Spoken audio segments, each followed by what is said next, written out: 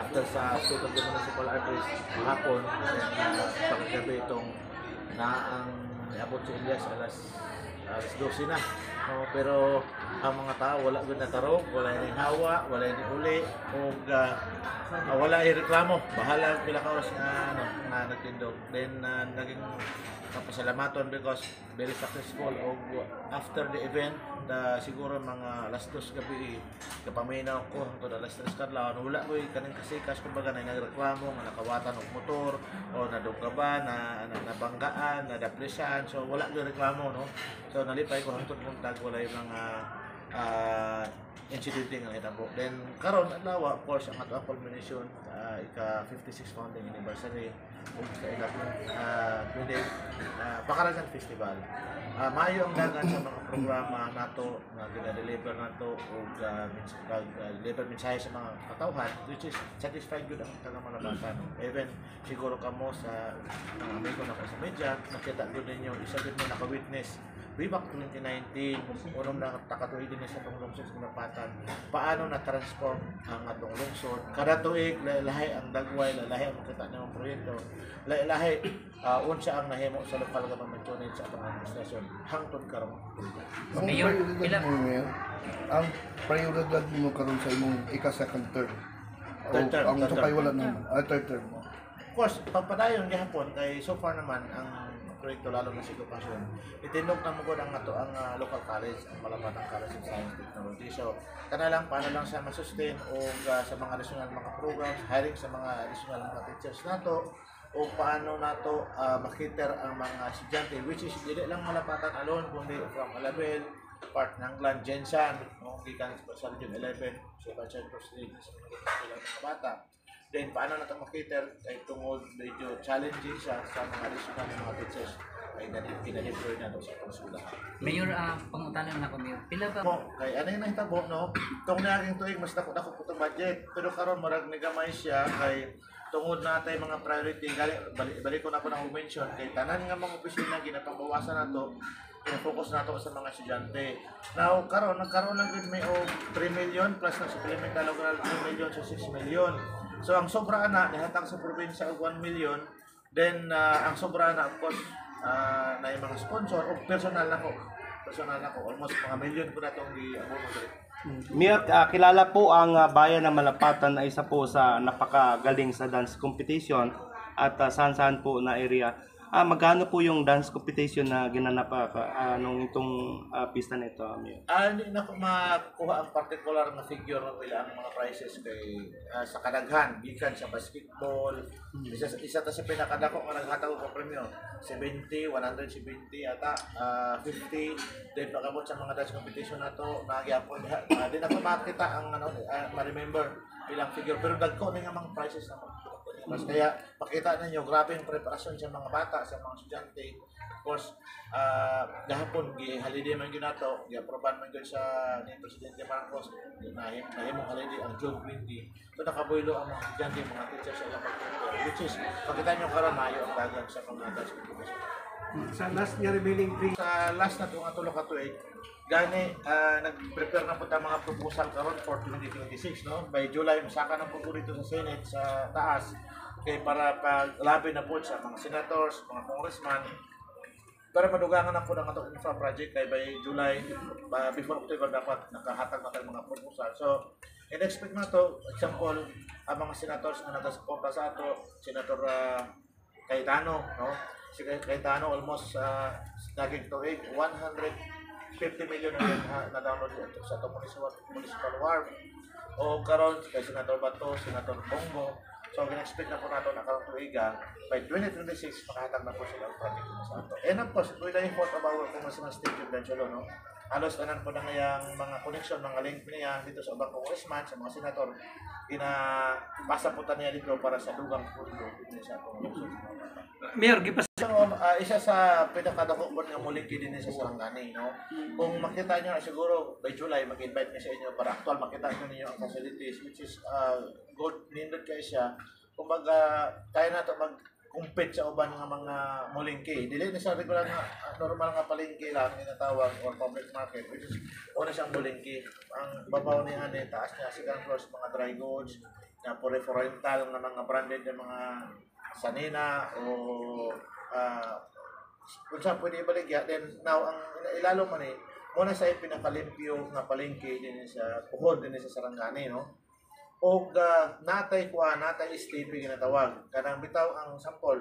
Bago na nga technology, kumbaga, din sa Mindanao, ikaduha pa lang si Malapatan. Naisa sa Luzon, kung pagawa sa mga isda, ganae sa isda, hasang, dugo, pag masulod na sa dito, na may technology diyan nga ma-convert sa into biogas. So, ang palengke na sa standby nga generator, which is dili na may magamit ng kuryente, kato na lang ang gamiton. So bago na siya nga technology, actually worth 20 million na aside sa budget sa among palengke, naka-build in lahat po na siya ang budget worth 20 million na Saan po galing yun, Mayor, yung technology? Galing Thailand yan. PPP na, Mayor, gobyerno. No, amo din sa gobyerno, wala na akong PPP. Ang isa na is nasa Laguna, then second is Malapatan. Na ako'y isa ka amigo nga dala sa ako ito, nag-benchmarking ko dito. So anang ko gamit kayo which is ganit, nalipay kayong DNR. Nakita sa DNR nga, wala dugo sa isda o tinay sa isda nga mato sa dagat. Kundi dito na lang sa machine, then himuon yung biogas. Then mo na itong among supply sa generator nga amo ang gamitin ng energy sa among paligid. Mayor, last na lang, ano po yung anong pinagmamalaki ng native products ng inyong palengke? Of course, ang mga kung tingnan mo sa mga produkto, dito muna tayo sa mga isda. Si Malapatan kasi seasonal lang siya, pero ang daming tangigi dito sa amin. So one of the pinagpagmayabang na mga tagapalengke natin yung pagdisiplina ng tangigi, which is halos every morning, then yung mamsa na isda. So marami yan sa palengke natin. Then of course mga gulay galing bundok. Yung taga Malapatan kasi kung tingnan mo yung mala is which is Silian, Malapatan. Now si Malapatan, kaya kung titingnan mo si Malapatan College na yung Malasay.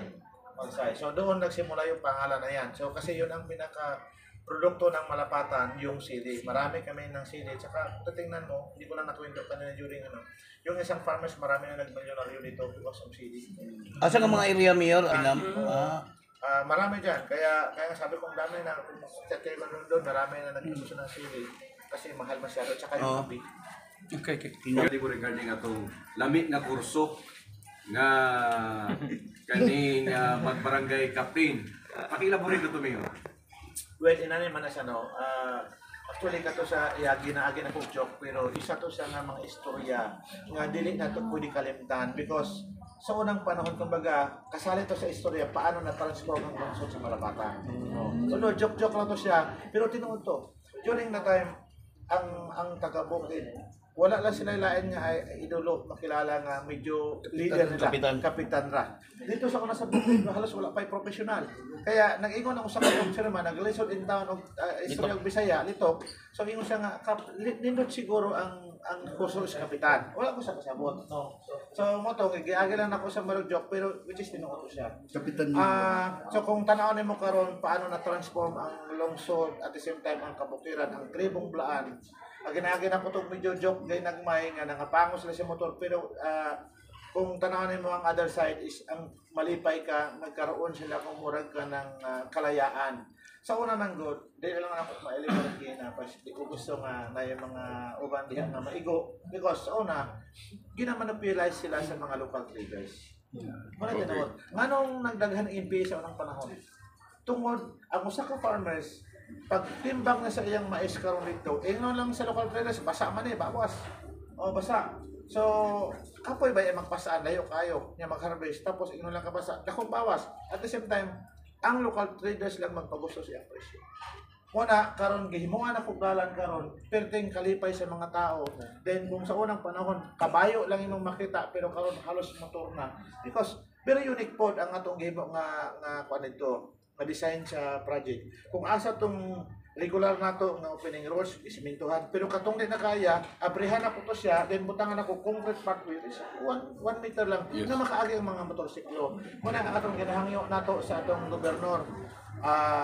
Then gitagaan po na o pagtagaan sa atong gobernador actually gitagaan tag 2 ka 10 million apersoya kinam kay gusto po ni Gob na i-replicate sa ubang munisipyo ang concrete pathway which is ang ato lang kanang let's fix that road kumbaga nga dili kanang lugar di pag nato mabutangan og budget kay tungod kapos pa sa budget sa unahan nato worth 5 million 10 million taas na po na ang 10 million I think nasa mga 5 to 6 kilometer 10 million ra so magamit na sa katawan ang concrete pathway deliver sa ilang mga produkto baka deliver na tayo itong mga basic services mutang atong health center dito then ang mga buntis mga bata makatong ano then ang mga sa mga teacher na to mabutangan makasakay sila din na sila sakay kabayo makasakay sila motor sayo na po para sila.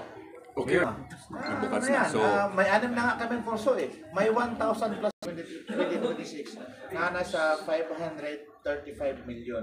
Kaya na-increase naman na karon o almost siguro 10 to 15% na increase for 2026. Then yun na, i-program na po nato. Of course, pasalamat po ta.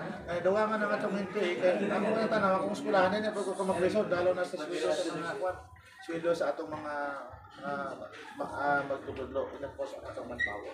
Gina-engage ka po sa mga kapitalista. Nga mo engage sila o business dito sa Malapatan, maka-invite kita o mga dagdag na investor. Gani initially nag-talk to with Gold Philippines na i-try nyo mag-soil testing sa among lugar.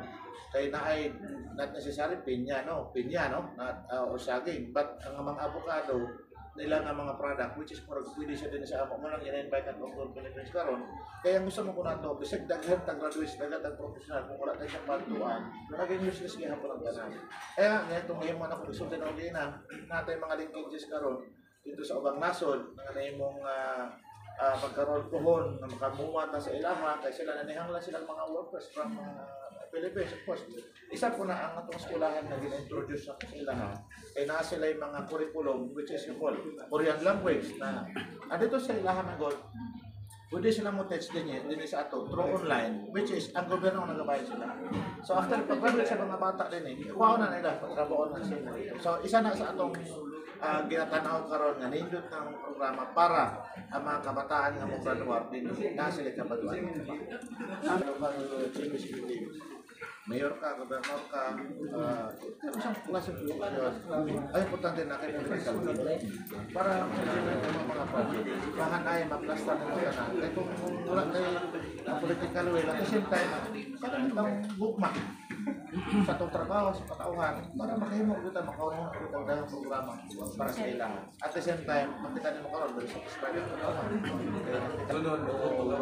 So, klaro ang direction sa itong administration. Thank you kayo. Pero ang renta sa palit Nana may initial na nagplastar pa natin. Picture sa Tamiyo, Ano mo na, i-aduman ko na sa bayan.